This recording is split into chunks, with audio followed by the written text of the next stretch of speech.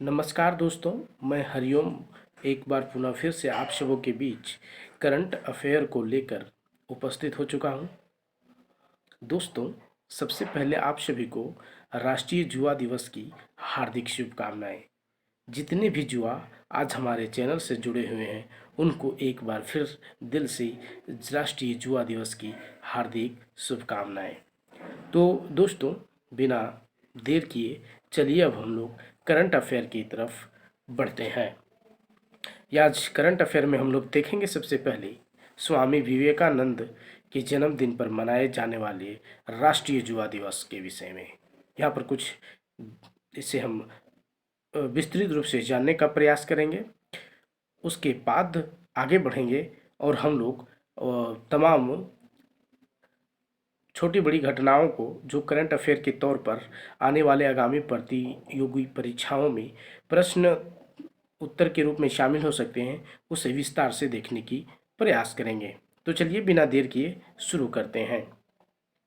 दोस्तों, भारत में 12 जनवरी को स्वामी विवेकानंद जयंती के अवसर पर राष्ट्रीय युवा दिवस के रूप में मनाया जाता है। स्वामी विवेकानंद जी के बचपन का नाम, जैसा आप हम सभी जानते हैं, नरेंद्र नाथ दत्त था और इनका जन्म कोलकाता में हुआ था। वर्ष 1984 में भारतीय सरकार ने स्वामी विवेकानंद के जन्मदिन को राष्ट्रीय युवा दिवस के रूप में मनाने की घोषणा की थी। इसे मनाने का मुख्य लक्ष्य भारत के युवाओं के बीच स्वामी विवेकानंद के आदर्शों और विचारों के महत्व को फैलाना है।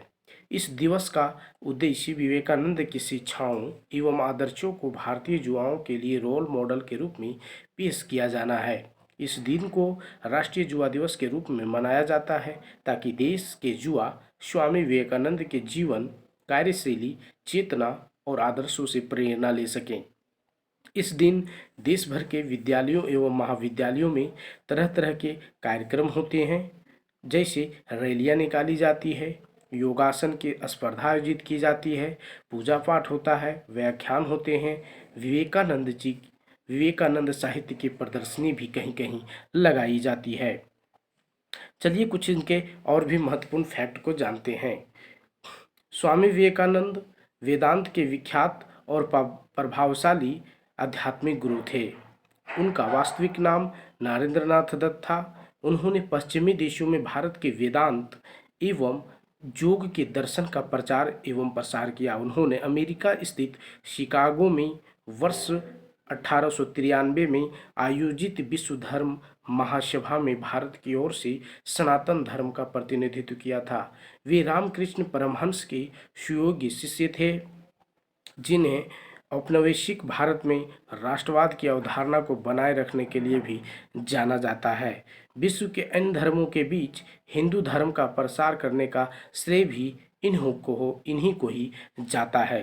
तो चलिए अब बढ़ते हैं यहाँ से आगे और कुछ अन्य तथ्यों को भी हम लोग देखने का प्रयास करते हैं। भारतीय रिजर्व बैंक आरबीआई ने हाल ही में किस बैंक का लाइसेंस रद्द कर दिया है? जी हाँ दोस्तों, भारतीय रिजर्व बैंक आरबीआई ने हाल ही में एक बैंक का लाइसेंस रद्द कर दिया है। उस बैंक का नाम है महाराष्ट्र स्थित वासंत दादा नगरी सहकारी बैंक।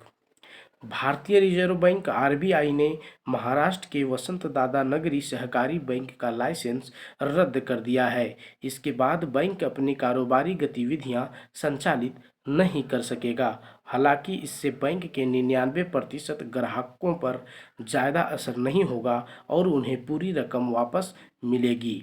आरबीआई ने महाराष्ट्र के उस्मानाबाद स्थित बैंक का लाइसेंस रद्द करने की वजह उसका बैंकिंग रेगुलेशन एक्ट की अनिवार्य शर्तों का पूरा करने में विफल रहना बताया है। आगे हम लोग देखते हैं, अमेरिका के नवनिर्वाचित राष्ट्रपति जो बाइडन ने किसे सीआईए का निदेशक नियुक्त किया है? अमेरिका के निर्वाचित राष्ट्रपति जो बाइडन ने किसे सीआईए का निदेशक नियुक्त किया है? तो दोस्तों इसका आंसर होगा विलियम बर्न्स। चलिए इसे विस्तार से देखते हैं। अमेरिका के नवनिर्वाचित राष्ट्रपति जो बाइडेन ने विलियम बर्न्स को CIA का निदेशक नियुक्त किया है। विलियम बर्न्स ने मनमोहन सिंह के कार्यकाल में भारत अमेरिका के बीच परमाणु समझौते में अहम भूमिका निभाई थी। रूस और जॉर्डन के राजदूत रह चुके बर्न्स का विदेश मंत्रालय के साथ काम करने का 33 वर्षों का अनुभव है और वे रिपब्लिकन और डेमोक्रेटिक दोनों ही राष्ट्रपतियों के साथ काम कर चुके हैं। आगे हम लोग देखते हैं bureau of police research and development की रिपोर्ट के मुताबिक वर्तमान में देश भर में पुलिस बल में कितने प्रतिशत महिलाएं हैं।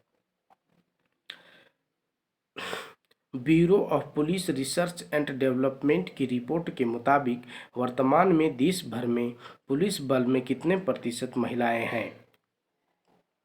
तो इसका आंसर होगा दोस्तों 10.3%।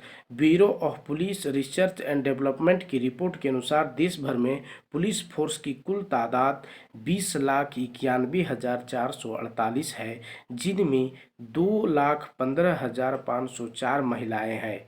अन्य कुल पुलिस बल में 10.3% महिलाएं हैं। राज्यों में बिहार पुलिस में महिलाओं की सबसे ज़्यादा 25.3% हिस्सेदारी है। बिहार के बाद हिमाचल प्रदेश का नंबर है, जहां महिलाओं की हिस्सेदारी 19.15% है। इसके बाद चंडीगढ़ में 18.78% और तमिलनाडु में 18.5% है। आगे हम लोग देखते हैं स्टार फुटबॉलर क्रिस्टियानो रोनाल्डो ने फुटबॉल इतिहास में सबसे ज़्यादा गोल करने के मामले में किस पूर्व खिलाड़ी की बराबरी कर ली है। स्टार फुटबॉलर क्रिस्टियानो रोनाल्डो ने फुटबॉल इतिहास में सबसे ज़्यादा गोल करने के मामले में किस पूर्व खिलाड़ी की बराबरी कर ली है। तो इसका आंसर होगा जोसेफ बिकान। दिग्गज स्ट्राइकर क्रिस्टियानो रोनाल्डो ने अपने करियर में नया मुकाम हासिल कर लिया है। फुटबॉल इतिहास में सबसे ज़्यादा गोल करने के मामले में उन्होंने जोसेफ बिकान के रिकॉर्ड की बराबरी कर ली है। रोनाल्डो ने अब अपने करियर में कुल 759 क्लब और पुर्तगाल के लिए मिलाकर गोल दागे हैं और अब वह फुटबॉल इतिहास में सर्वाधिक गोल करने से सिर्फ एक गोल दूर है। आगे देखते हैं हम लोग किस देश की सरकार ने हाल ही में कोविड-19 से मुकाबला करने के लिए भारत को 2,113 करोड़ रुपए की ऋण सहायता प्रदान करने की घोषणा की है। तो इसका आंसर होगा दोस्तों जापान की सरकार ने हाल ही में कोविड-19 से मुकाबला करने के लिए भारत को 2,113 करोड़ रुपए की ऋण सहायता प्रदान करने की घोषणा की है। यह सहायता एक प्रकार का आधिकारिक विकास सहायता ऋण है। इसका उपयोग कोविड-19 के कारण प्रभावित गरीबों और कमजोर परिवारों को सामाजिक सहायता प्रदान करने में भारत के प्रयासों का समर्थन करने के लिए किया जाएगा। आगे हम लोग देखते हैं किस केंद्रीय मंत्री ने कोयला खदानों के संचालन के लिए सिंगल विंडो क्लियरेंस सिस्टम की शुरुआत की। तो इसका आंसर होगा दोस्तों गृह मंत्री अमित शाह। केंद्रीय गृह मंत्री अमित शाह ने कोयला खदानों के संचालन के लिए सिंगल विंडो क्लियरेंस सिस्टम की शुरुआत की। गृह मंत्री बोले कि मोदी सरकार लगातार कोयला क्षेत्र में पारदर्शिता लाने का काम कर रही है। केंद्रीय गृह मंत्री बोले कि अब कोयला क्षेत्र में सिर्फ बड़े ही नहीं बल्कि छोटे हिस्सेदार का भी सम्मान किया जा रहा है। पीएम मोदी का लक्ष्य आत्मनिर्भर भारत का है। दुनिया का सबसे इंटेलिजेंट युवा मेहनतकश मजदूर हमारे पास हैं। आगे हम लोग देखते हैं केंद्रीय वित्त मंत्रालय द्वारा निर्धारित शहरी स्थानीय निकायों में सुधार को लागू करने के मामले में आंध्र प्रदेश और मध्य प्रदेश के बाद कौन सा राज्य तीसरा राज्य बन गया है। केंद्रीय वित्त मंत्रालय द्वारा निर्धारित शहरी स्थानीय निकायों में सुधार को लागू करने के मामले में आंध्र प्रदेश और मध्य प्रदेश के बाद कौन सा राज्य तीसरा राज्य बन गया है। तो इसका आंसर होगा दोस्तों तेलंगाना। केंद्रीय वित्त मंत्रालय द्वारा निर्धारित शहरी स्थानीय निकायों में सुधारों को लागू करने के मामले में आंध्र प्रदेश और मध्य प्रदेश के बाद तेलंगाना तीसरा राज्य बन गया है। इस सुधार को लागू करने के बाद मंत्रालय ने राज्य को 2,508 करोड़ रुपये के अतिरिक्त कर्ज लेने की अनुमति दे दी है। मंत्रालय के बयान के अनुसार शहरी स्थानीय निकाय सुधारों के पूरा होने से 3 राज्यों को कुल 7,406 करोड़ रुपये अतिरिक्त उधारी की मंजूरी दी गई है। तो दोस्तों, कुछ इस प्रकार से थे आज 12 जनवरी के करंट अफेयर। तो दोस्तों, इसको यदि आप पीडीएफ के रूप में पाना चाहते हैं तो आप हमारे टेलीग्राम चैनल से भी जुड़ सकते हैं, जहां पे आप चैनल से जुड़ने के लिए ह्यूमन क्रिएटर 00 लिख के सर्च कीजिएगा तो आपको ग्रुप मिल जाएगा। दोस्तों, यदि वीडियो अच्छा लगा हो तो वीडियो को लाइक, शेयर और चैनल को सब्सक्राइब दबा करना न भूलें। साथ ही बेल आइकन जरूर दबा लें ताकि आपको रेगुलर अपडेट मिलता रहे। बहुत बहुत धन्यवाद दोस्तों।